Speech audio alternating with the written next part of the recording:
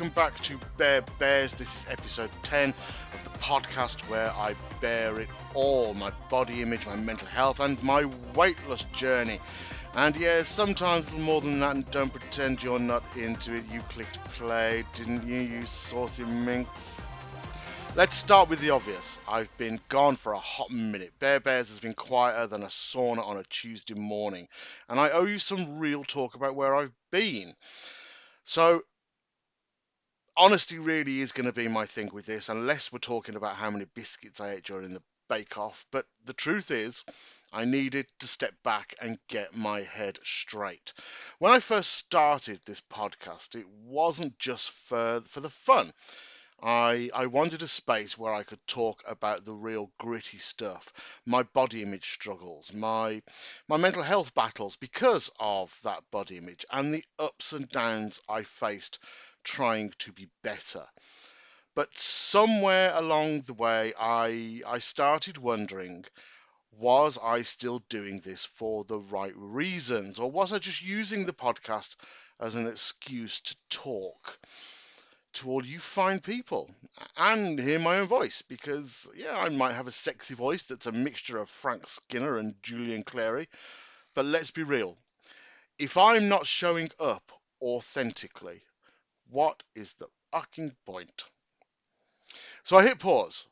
I took a long, hard look at the podcast, at myself, and listened back to a few episodes and realised that I actually hadn't done anything I'd said I was going to do, such as that positivity notebook I talk about. I think it was in episode 2, where I said I'd write down something positive every day. I wrote one entry. Yes, just one. I still have the little notebook. I still carry it with me now and again, and I've still only put one entry in it. My enthusiasm lasted about as long as a bottom in a jockstrap at Pride. As for my weight, I said I'd be honest about that, and well, I didn't do that either, except for one episode where I half-heartedly mentioned it. There are many things I said I'd do, and I just didn't. And I dropped the ball harder than when I drop things when my husband walks in with that come hither look. But here I am now, ready to commit, not just to Bear Bears, but to myself. Because you, my gorgeous listeners, all 12 of you, deserve the real me, and that's exactly what you're going to get. Unfiltered, unafraid, and a little bit more fabulous than I was before. Because doing the podcast was working. I did a private photo shoot recently, not with a professional, but with my husband, and I shared some of those images online, something I could not have done 12 months ago. But it was interesting opening myself up like that, knowing that these pictures would be public, and the others, well, that's a different podcast. But the point is, I've come a long way, even if my weight has gone in the opposite direction. So let's be real about my weight. I am currently 135.4 kilograms heavy. That's 21 stone, 4.5 pounds in old money. And that is more than I weighed when I started the podcast. But here's the wild thing. While I'm bigger, I actually like how I look. I'm not ashamed of my size anymore, which is a major glow up compared to where I was 12 months ago. Because 12 months ago, I would have hated how I looked. Now, don't get me wrong, I still want to lose weight. Not because I think I need to look better, because I think I already look damn good, but because I want to be healthy. I'm as happy as hell, but I want to be healthy enough to stick around and enjoy this amazing life that I've got. I've got a wonderful husband who loves every inch of me, and there are a lot of inches, for now. I've got 2 adorable dogs. I've got some fantastic friends who I would take a bullet for, and I mean that quite literally. And I have hobbies and pastimes that really do fill my soul. And I don't want to risk losing that because I'm too busy eating my weight in hummus. Yes, I'm happy with how I look, or rather, I'm happier with how I look. I accept how I look, and I'm not afraid of how I look anymore when I used to be. but I'm not healthy. I'm dangerously close to a stroke. I'm dangerously close to some kind of heart event, which means I could miss out on all these things that I absolutely love. I don't want my husband to be grieving because I'm no longer around. I don't want my husband to be out of breath because he's pushing me around in a wheelchair because I'm unable to do anything for myself because of the stroke that I've had. I don't want to take time off my job that I absolutely love because I can't get into work because I've lost all the use of one side. And all these things are a real possibility. I'm not being dramatic. They are an absolute possibility. I have high blood pressure. Now, is it because we have a family history of blood pressure or is it because of my weight? Who knows? But either way, I have this high blood pressure and mix that with my size. I am dangerously close to the stroke. I'm dangerously close to a heart event. I'm dangerously close to developing diabetes. And I don't want any of that. I don't want anything else that's going to get in the way of me doing the things that I want to do.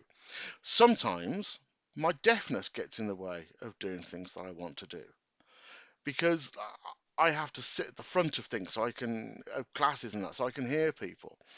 I struggle ordering at bars because there's so much noise around that my hearing aids don't drown out their voices and I can't hear the barman. There's so much that being deaf gets in the way of that I get past through my hearing aids that I make allowances for that I manage to bypass that I wouldn't be able to do if I had that stroke or if I had that heart event of some sort or ultimately if I was dead. So I don't want to be any of that. I want to lose weight to stop that, to get that bit healthier. There are people who are heavier than me, who are healthier than me, and good for them. My way of getting healthier is to lose some weight. So I've joined Slimming World. Now, I know some people are going to roll their eyes at stuff like that, but for me, it's the accountability I need. I was a Weight Watchers member, and Phil, my Weight Watchers leader, was one of the most amazing people you'll ever meet. So kind and so supportive, so wonderful. There was no judgment from her at all. She made herself available outside of hours if you were struggling. She really was more of a friend than a leader. I miss those classes. But Slimming World is, I can't go to Weight Watchers because Weight Watchers left Ireland unceremoniously, and I will never forgive management for what they did. But so be it. So Slimming World is my other option because I can't do intermittent fasting. I have no willpower. It took me almost 10 years to give up smoking. My willpower is not strong. I cave very easily. So I can't do things like that. I can't use Noom or MyFitnessPal. I can't use a fitness instructor because I will lie to them. And the ones I have used don't call me out when I need them to. Some of them have, but I still can manage to get around them because that's who I am. Because I do lie about these things, and I think admitting that is a big portion of making myself better. I If they ask me to keep a food diary, I won't write everything down in it, especially if they're a fitness instructor that I'm seeing online, because I could easily keep two diaries, one with the real stuff in and one with the fake stuff in. And they don't get to see the scales. I tell them what I weigh. So, oh yes, thanks very much for that. I'm now down 16 kilos. Oh my God, I'm amazing. Whereas really, I've probably put those 16 kilos on. Whereas with going to a class like Slimming World, the scales are seen by somebody else. I cannot lie about my weight, and the only reason I won't be losing weight is if I'm not following the program, and that will become obvious, and they'll know that I'm not following the program because I'm putting weight on. So I've joined Slimming World, and the consultant is a lady called Yvonne, who I used to work with. She is a wonderful person. She's basically a goddess. She's so kind. She was kind when I worked with her, and now as my Slimming World consultant, I'm very much looking forward to getting the support from her to lose some of these pounds. Now, thankfully, I think Yvonne also the kind of person that will call me out on my bullshit when I try and get around her some way. But she'll do it in the kindest way, and she'll cheer me on when I lose weight. And it's the other benefit with going to this class is that I'm surrounded by people who know exactly how I feel. They know exactly what I mean.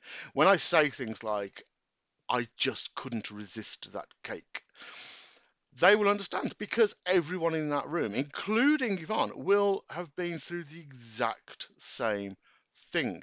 And yes, some of them may have found it easier, some of them may have found it harder, but regardless, they're all there for the same reason. They're all there because they want to lose a bit of weight.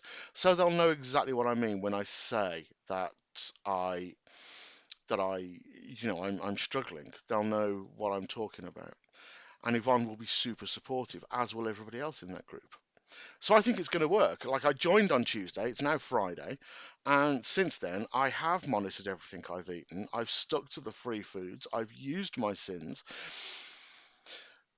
The bone of contention there, the fact that it's called sins, it's spelt with a Y, not an I, but Yvonne explained why they call it that, and it was a perfectly reasonable explanation.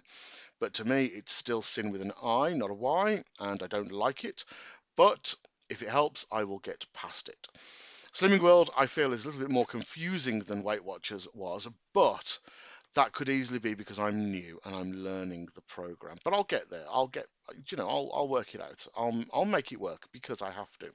Because as I said, I don't want to not be able to enjoy this amazing life that I have. Now, I promised to make this podcast regular when I first started, or rather, I promised to make it frequent. I did say it would be irregular, and then I stopped and started. This is my return after a second pause, and I think I'm going to try now to make it more regular, or rather more frequent. I'd like to say that I'd make it weekly. Will it be? Nope, absolutely not. But I will aim for more frequent. And I'm going to switch things up a bit. I'm going to start making notes after each episode. Things that I said I would do, like an action list, such as going back to that positivity journal. I said I would write in it every day, and I didn't. I'm going to switch things up with the interviews too. I'm going to get people on here who are going to grill me as well as just chat. I've spoken to people and I've interviewed them and we've talked. And don't get me wrong, we've had great talks. I loved the conversation with Scott. I loved the conversation with David and with the Bear Hotel. They were fantastic. I loved them. But I think what I need to do is get people to talk to me as well, to say, well, why aren't you doing this? Why are you doing that? How do you feel about this? And maybe even give me a challenge at the end, something to do between then and the next episode. And there are people who have agreed to come on since day one. I just haven't got round to bringing them on. Like Ronathan, I haven't forgotten about you, you gorgeous creature. I will be bringing you on here, I promise. So the interviews are now going to be a mixture of deep chats and the usual banter, and as I said, maybe some challenges. So be prepared for that.